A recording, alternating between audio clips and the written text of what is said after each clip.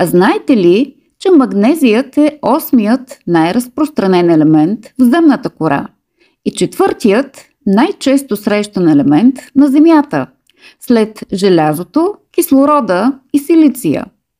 Той съставлява 13% от масата на планетата и голяма част от мантията. Магнезият е третият най-разпространен елемент в морската вода след натрия и хлора.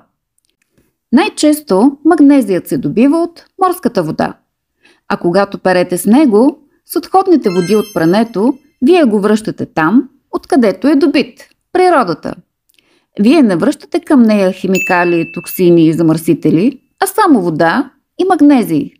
Но може ли да се пере с магнезии? Може, нека видим как. Това, което държа, е TerraWash плюс MG – японски иновативен продукт.